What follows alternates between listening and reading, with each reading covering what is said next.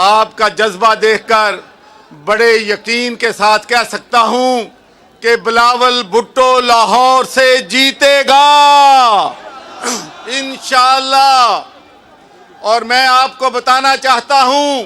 کہ آج سے 35 سال پہلے محترمہ بے نظیر بھٹو صاحبہ نے لاہور سے الیکشن لڑا تھا اور وہ لاہور سے الیکشن جیتی تھی اور پاکستان کی وزیر اعظم بنی تھی اور دنیا کی سب سے کم عمر ترین وزیر اعظم تھی۔ اور آج 35 سال کے بعد ذوالفقار علی بھٹو شہید اور میری بہن محترمہ بے نظیر شہید بھٹو کا بیٹا آج لاہور سے الیکشن لڑ رہا ہے اور وہ بھی لاہور سے جیتے گا اور وزیر اعظم بنے گا۔ میرے بھائیوں، میرے دوستو،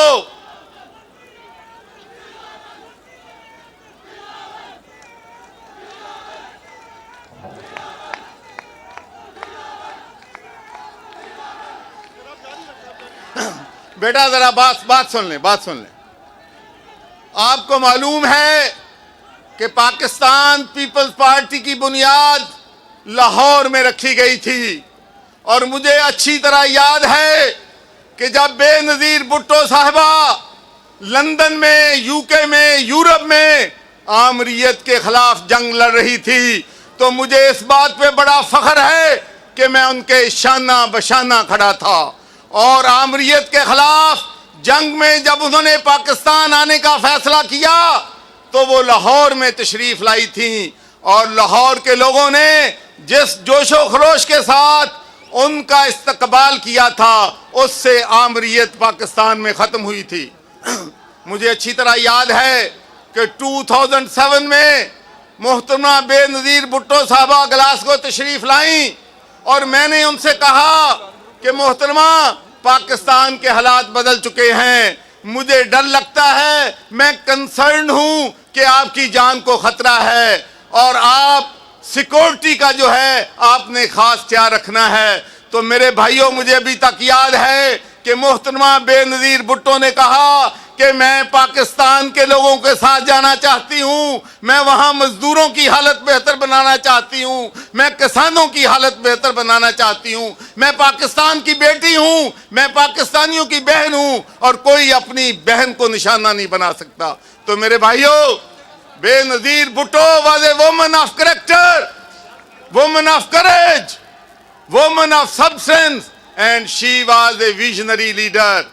اور آج مجھے فخر ہے کہ بہت عرصے کے بعد میں ان کی بیٹی آصفہ بھٹو اور بلاول بھٹو کے ساتھ جلسے میں شرکت کر رہا ہوں۔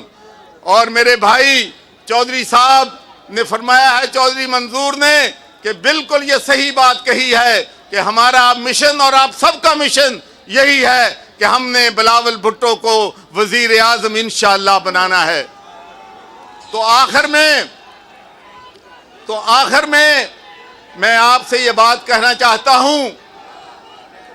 کہ ہمارے ملک کو اس وقت مفاہمت کی سیاست کی ضرورت ہے اور انتقامی سیاست کو ختم کرنے کی ضرورت ہے۔ اور میں یہ بات بالکل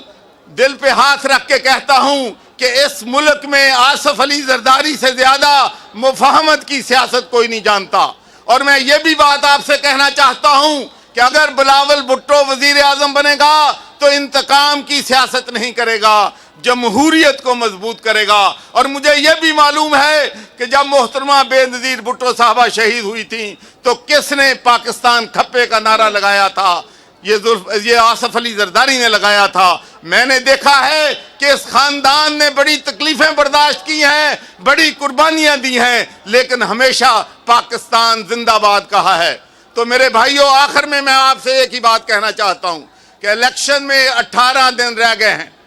ایک ایک لمحہ، ایک ایک دن ہم سب کے لیے امپورٹنٹ ہے۔ ہم نے حلقہ 127 کے ہر دروازے پہ جانا ہے، ہر گاؤں، ہر گلی میں، ہر گہلے میں بلاول بھٹو کا پیغام پہنچانا ہے کہ جس طریقے سے پاکستان پیپلز پارٹی نے بے نظیر انکم سپورٹ دے کر پاکستان کا جو غریب ترین طبقہ ہے اس کو مدد کی ہے، تو انشاءاللہ بلاول بھٹو کسانوں کے ساتھ کھڑا ہوگا، بلاول بھٹو مزدوروں کے ساتھ کھڑا ہوگا، اور انشاءاللہ میں یہ بھی بتانا چاہتا ہوں کہ بلاول بھٹو صرف پاکستان کا لیڈر نہیں ہے، میں آپ کو بتاتا ہوں کہ دنیا میں بلاول بھٹو کو لیڈر مانا جاتا ہے، اور ایز اے فارن منسٹر میں سمجھتا ہوں کہ ان کی کارکردگی جو ہے سب